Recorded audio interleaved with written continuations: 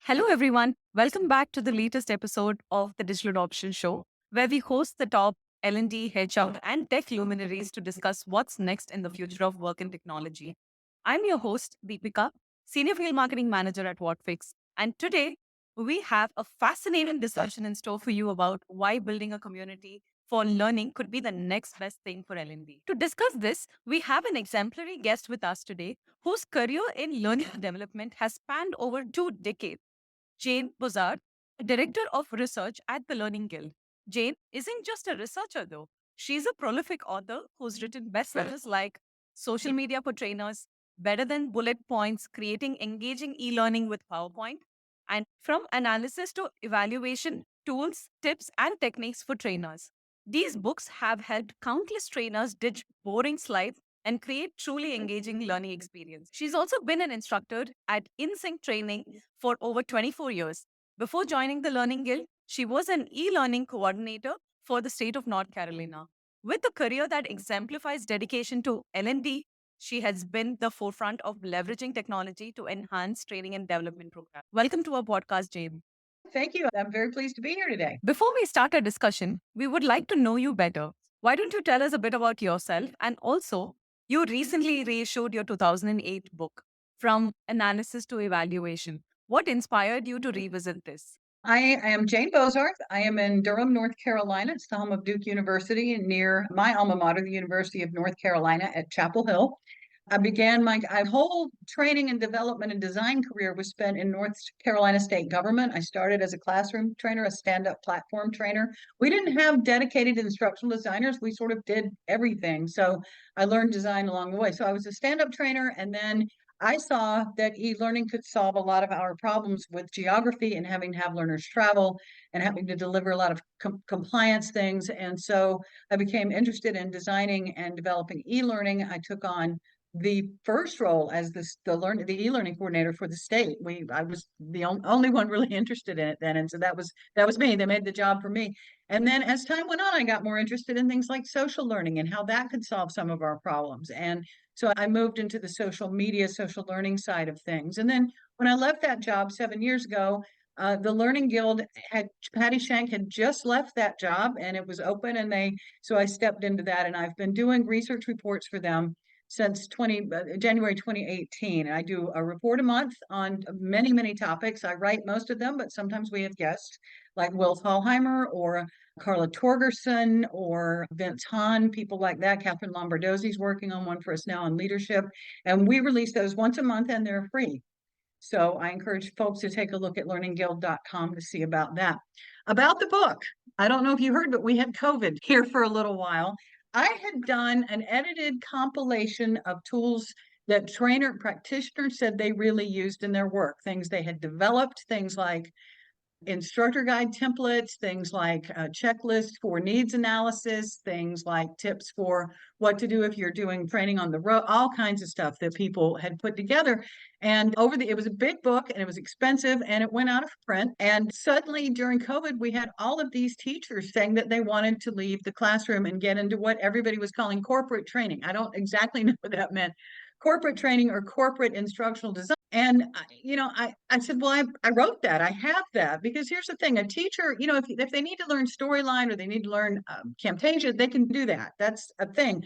This book had been fairly tech agnostic. The content was still very evergreen, and it covered a lot of the things those teachers didn't have experience in, like trying to negotiate with stakeholders, what to do if somebody came to you sort of demanding a workshop that you knew wasn't going to fix a problem, that it wasn't a training problem. So this book helped with that side of things.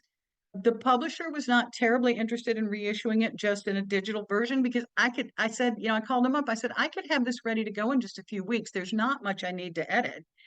And so they gave me the rights back. And now InSync Training stepped in and they have reissued it. And I need to be very clear, it's a reissue. I didn't rewrite the book. We made a few tweaks. For instance, we cut out learning styles, any reference to that, because 15 years ago, we thought we knew about that. And now we know better. So the book has been reissued. It's available from InSync Training. I believe it's going to be on Amazon this week, and it's called From Analysis to Evaluation, tools, tips, and techniques for trainers. So, and it's much cheaper than it was in the paper version. So I hope that folks will take advantage of that. And I need to say this, if you have a paper copy, you need to get in touch with me because we owe you a digital version. We promised that way back when, and it was never created. So you're entitled to a free one. So get in touch with me after the show, and I will see what I can do about getting that. Let's now move on to the real bit of the podcast, right? The serious bit. So let's get started on that. You work for one of the major learning communities across the world.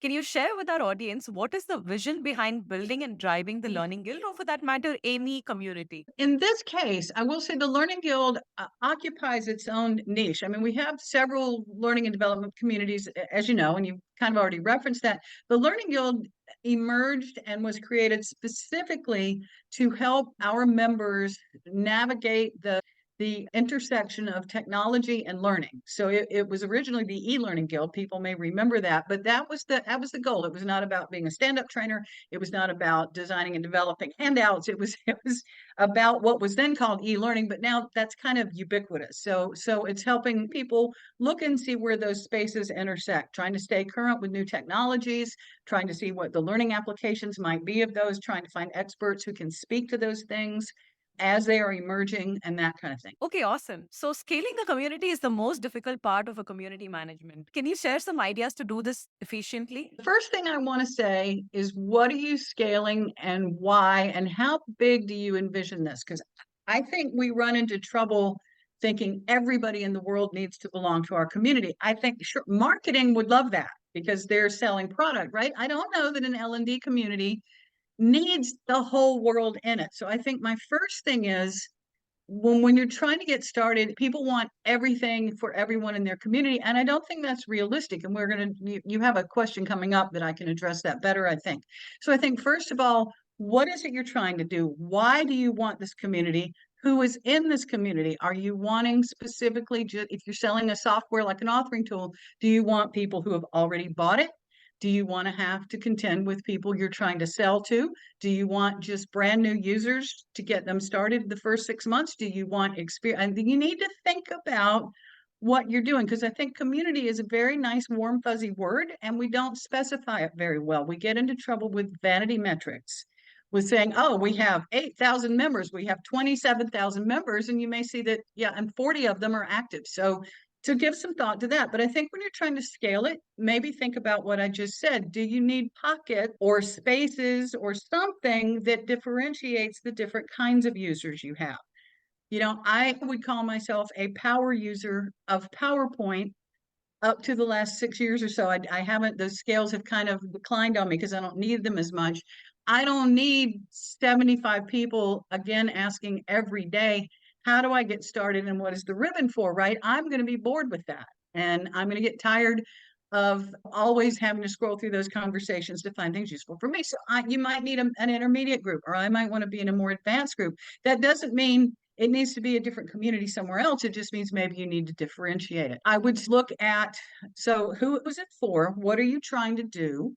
You know, one of the challenges we have, and I don't mean to be tangling up with other questions, but you know, if you're working with people who've already bought the product, they don't need you to be selling the product, right? They're looking for something else from that, more use of it, how to expand it. Maybe you've got add-ons, maybe there's more skills they could build. So when you're trying to scale it, I would also look for where you can get some new blood from time to time. I run into this with some face-to-face groups I belong to, where we just all kind of get bored with each other. How can we bring in some new people? What would appeal to them? Should we have people invite a friend? Should we have some guest speakers? My husband's in a situation right now with a community where they're all scrambling to learn about their health insurance, and they're all talking to each other and no one knows anything. And so they really need to find somebody to come and speak from outside that community to end, right? Am I making sense? And that would attract some new members.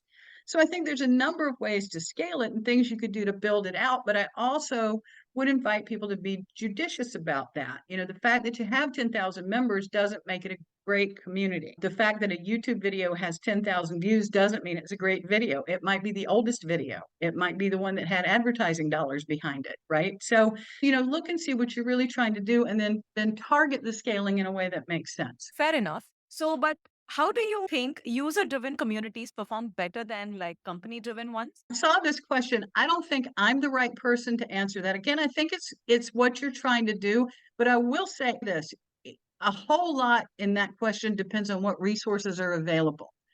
If you have a company supported community and they are giving you paid community managers or people who are given time during the day to be the community managers, if you are being given support to develop content for the community or hire the speaker I just mentioned, I mean, if you have those kind of resources, I think a community supported, I mean, a company supported community is great. I have, however, seen people, the company had this and then it's like, oh, Jane, and then go do this too. And then you've got a community manager who's just going to see this as just one more work thing they have to do. They may not have asked for it. They didn't apply for it, right? So I think it depends. My dissertation was about a community of practice I belonged to that was entirely member run, entirely member driven, entirely member focused. There was some people in it had trouble even getting time to attend the meetings. They got that little support for it. And it was very, very effective, but it was also face to face. I mean, we drove somewhere and had meetings back then, back in the olden days. And I have seen those be very successful, but you run the risk in both these cases, actually, of the people who are in charge of it or the people mostly staffing it getting burnt out over time. When the company is there, somebody can watch that and maybe work to get somebody else in place.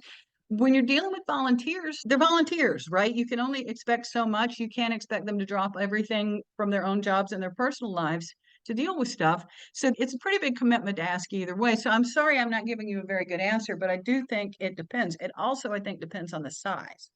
I was in a community with 300 people. We could be talking about a community with 25,000 people, and you'd almost certainly have to have company or community, some kind of support for that, I would think. Yeah, so definitely there are some challenges and advantages to this as well. Resources is always going to be a challenge, and especially I think if there's not a company behind it. But having said that, we have all dealt with companies who have great ideas and they don't really want to give any, much support or many resources for it. I mean, I've dealt for years with people who wanted really elaborate training programs or e-learning solutions, and they wanted it to be like free, right? Well, we need video, but we aren't going to buy you a camera. It's.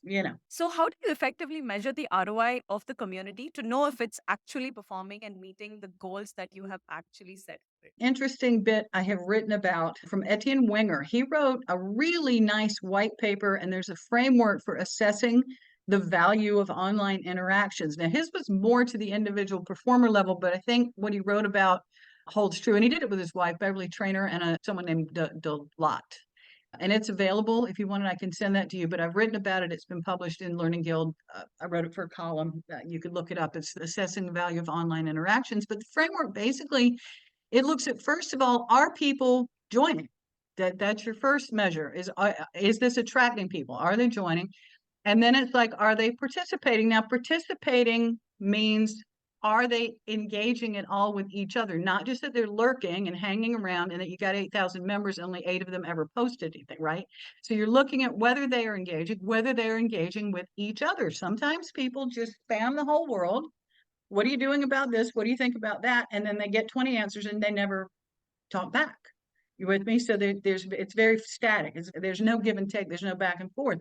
So are you seeing members engage with each other? Are you seeing people interact with each other? As a community develops, you start seeing that people will develop understanding and awareness of each other. For instance, they'll say, well, Jane wrote a book about PowerPoint, or Tracy has been working a whole lot with Photoshop, or, well, Margie is great with coming up with a scenario. When you start seeing things like that, that's an indication that the community is working, that people are engaging. So then that's all great. And I need to say, first of all, the reason people participate in a community is because it's fun or they get value out of it.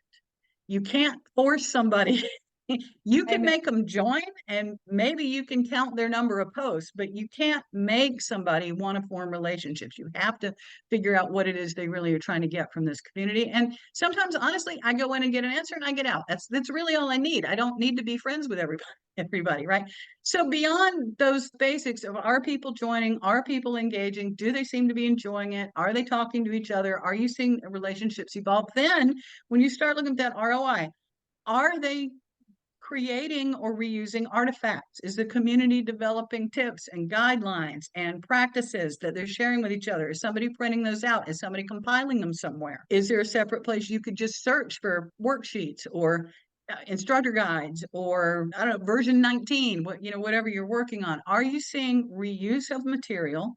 Are people using things the community is developing without everybody replicating everything all the time, right? And then are you seeing them put those into practice? Do people come back and say, I tried this at work and it worked. I did this thing and it saved money. I told my bosses about this and they want us to move forward. Are you starting to see those kind of results? Now, the simplest thing is, if you're selling something, again, if you're selling software or something, you can tie sales to all of this. But if you're looking for less tangible measures, those are the kinds of things you're looking for. Is there at some point, are you seeing any kind of organizational outcome? Are you seeing an impact? Are people saying that they're changing their practices? Are people saying that they're putting something big into practice and it's affecting organization wide? So within the community itself, there could be multiple roles, responsibilities for different people of the community, right? So different aspects of the community as well. What are some of the roles and skills required to ace these roles? At the risk of getting myself in trouble, because numbers always get people in trouble, I will say I tend to remember back to something we used to call the 99-1 rule, which means that for every 100 members in a community, you have 9 who are very active. You see them a lot, they post a lot, they answer a lot, that sort of thing. And you often have one that's sort of leading things, that changes the subject, that asks a question, that redirects, that notices the behavior. So there are a number of roles that are involved in that. You do need somebody needs to be in charge of something. Somebody needs to help control the wild, wild west of it. If people are posting lots of incorrect information is a challenge when you're talking about technology. If they're talking about, they're just giving bad advice, or there are problems if fights break out. Somebody somewhere has to decide at what point you step in, or at what point you calm things down, or turn a discussion off, or stop commenting. Somebody somewhere needs to be in that role. And I think that's a careful decision you need to make, because I'm very quick. I'll get tired of stuff, I'll just shut it down, and I'm probably too quick about it. I don't think that would be a good role for me. But learning, when temperatures are running hot, learning when misinformation is getting to be a problem is a skill I think you need to develop. And I'm afraid it's very situational and it's really specific to a community. I mean, I have seen software engineers, almost come to blows and they're all best friends and go out and have a beer after. You have to know who you're working with, right?